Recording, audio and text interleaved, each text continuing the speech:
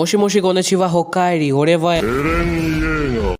And ओमाय सुकीदायो। Video शुरू होने से मैं पहले कहना चाहूंगा, अगर तुम मुझे सब्सक्राइब नहीं किया तो कर देना, क्योंकि इस ग्राफ के मुताबिक अगर 80% में 50% भी सब्सक्राइब कर लेते तो मेरे 500 सब्सक्राइबर्स पूरे हो जाएंगे। एंड इन 900 व्यूअर्स में से अगर 600 व्यूअर्स ने भी सब्सक्राइब कर लिया तो मैं तुम लोग का धन्यवाद देता। एंड टाइटल एंड थंबनेल में तुम देख चुके हो कि मैं किजारू के बारे में बात कर रहा हूँ। So without doing any more wastage of time, let's roll the intro.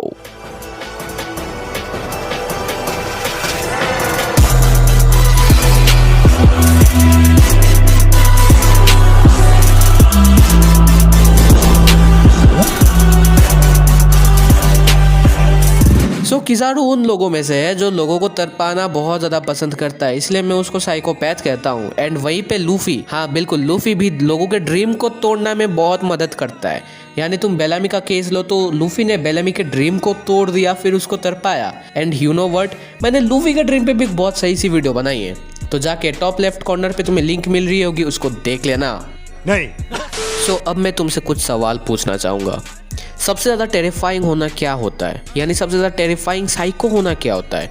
क्या वो पावर होता है जो पूरे दुनिया को नष्ट कर दे, या फिर क्या वो पावर होता है जो पीछे से बैकग्राउंड से पॉलिटिकल स्ट्रिंग खींच ले, या फिर क्या वो पावर होता है कि एक मिनी जायंट बन के एक समुद्र की रानी बन के घूमना, या फिर एक वो साइको होता है जो पिछले 20 सालों से अपने ही कंट्री के लोगों को मार रहा है, पीट रहा है? नहीं, ये उनमें से कुछ नहीं। अगर मैं बात करूं किजारू की तो वो तो अलग ही लेवल पे। एंड हियर्स व्हाई, क्योंकि अगर हम बात करें एडमायरल्स की तो उनके फ्रूट्स जो है ना बहुत ज्यादा उनके जस्टिस से मिलते हैं। यानी अगर मैं अकाइनू का मागू मागू नो में ले लूं तो मागू नो में किसी के साथ डिस्क्रिमिनेट नहीं करता, सबको इक्वली जलाता है, हमेशा अपने वर्ल्ड गवर्नमेंट के लिए अकाइनू खड़ा रहा है। एंड सो मागू नो मी हर राइट चीज को करता है जो उसे लगता है राइट हो, यानी सबको खत्म कर देना।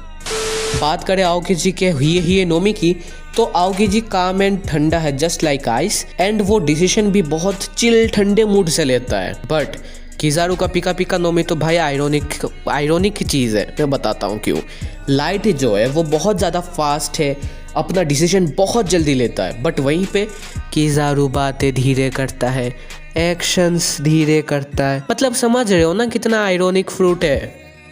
ये सब छोड़ो, बल्कि बहुत सारे माइथोलॉजीज में बिलीव करते कि लाइट जो है सही डिसीजन देता है इंसान को, बट वहाँ पे किजारू को अनक्लियर जस्टिस, जो कि अलग ही लेवल पे। अनक्लियर जस्टिस पे मैं बाद में आऊंगा। खैर आप बात करते हैं अकाइनू की, तो अकाइनू को तुम अगर देखोगे तो वो जो है हमेशा स्टैंड रहता है, एकदम गर्म दिमाग वाला रहता है। आओकी जी बहुत ठंडे दिमाग में रहता है, जैसे कि मैंने पहले ही कहा, बट वहीं पे साइकोपैथ किजारू शैडोज में रहता है।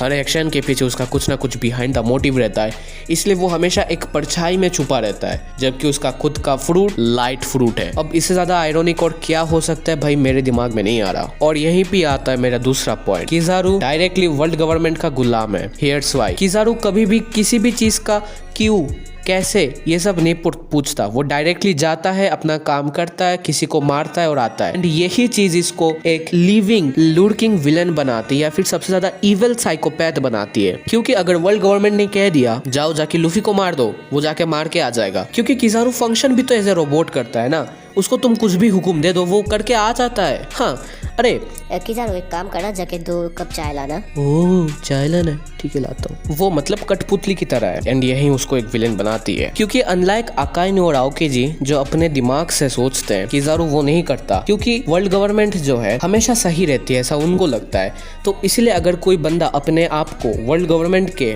माइंडसेट से अलग मानता है तो वो किजारू का डायरेक्टली विलन बन जाता है, क्योंकि किजारू वर्ल्ड गवर्नमेंट जैसा सोचता है।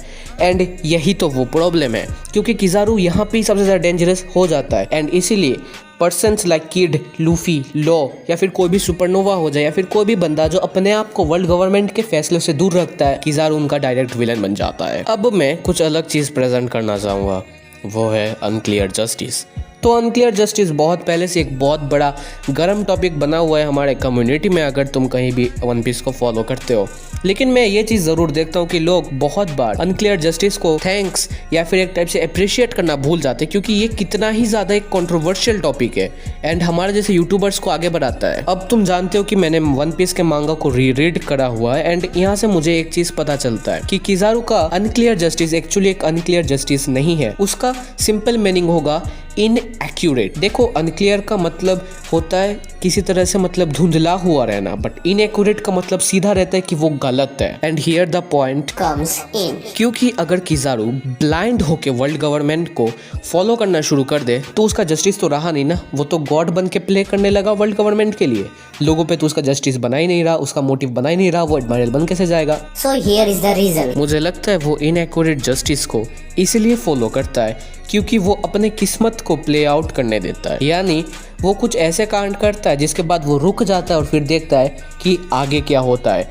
एंड ये बहुत ज़्यादा मैच करती है मेरी शैडोज में छुपे रहने वाली बात से। वो कांड करके शैडोज में छुप जाता है, फिर देखता है कि मतलब किस्मत उसके साथ क्या कर रही है। क्योंकि किजारू अगर चाहता तो वो एब्सोल्यूट जस्टिस को फॉलो करके वर्ल्ड गवर्नमेंट को एक अलग ऊंचाइयों में ले लेता, बट उससे इस दुनिया का क्या हो जाता? क्या होगा मतलब वर्ल्ड गवर्नमेंट सबको काबू में ले लेगी और ये एक नाइटमेयर बन के रह जाएगा। But from what I believe Kizaru इस बात को जानता है, इसीलिए वो अनक्लियर जस्टिस को फॉलो करता है। एंड अनक्लियर जस्टिस को हम as a justice of inaccuracy भी कह सकते हैं क्योंकि किजारू अपने मतलब किस्मत को खेलने का मौका देता है। शायद यही वो रीज़न है कि किजारू इतना ज़्यादा काम रहता है। मतलब इस चीज़ पे हम सब एग्री कर सकते हैं कि किजारू देखो मतलब ट्रू स्ट्रेंथ यानी ब्रूट फोर्स के मामले में तो कहीं नहीं आता, बट उसका काम दिमाग उसको एक ब्रूट फोर्स वाले ओपोनेंट के साथ एक एडवांटेज देता है जो कि बहुत सही रहता है। इसीलिए अनक्लियर जस्टिस इतना ज़्यादा स्पेशल है और इतना ज़्यादा बड़ा टॉपिक भी है बात करने को। बट अगर तुम्हें लग रहा होगा कि मैं सीरियस था, उसके पास स्ट्रेंथ नहीं है, तो मैं मजाक कर रहा था। ही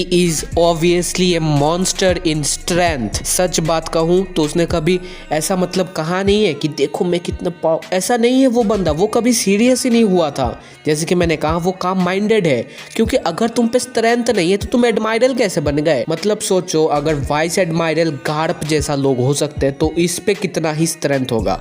अरे कहना क्या चाहते हो? हाँ मुझे पता है दोनों की टाइमलाइन अलग है, बट मैं बस एक कंपैरिजन दे रहा था कि किजारू किस लेवल का एक मॉन्स्टर हो सकता है। अब जैसे मैंने वीडियो के स्टार्टिंग में कहा था किजारू अपने कैरेक्टर्स को नहीं मारता है, बट फनी बात यह है कि एक लौता ऐसा कैरेक्टर है जिसको बार बार टोका गया था किसी को मारने से। आई मीन चाहे वो लूफी वाला केस हो या फिर बेन बेकमैन वाला केस हो या फिर चाहे वो कोई और केस हो, किजारू को हमेशा कोई ना कोई आके टोक देता है। एंड जैसे कि माना मैंने कहा पहले कि किजारू फेट यानी किस्मत को खेलने देता है, एंड देखो किस्मत उसको बार बार मारने से रोक देती है। भाई मेरे पॉइंट्स इतने सही आ रहे हैं कि वीडियो के एंड में वो सच हो रहे हैं।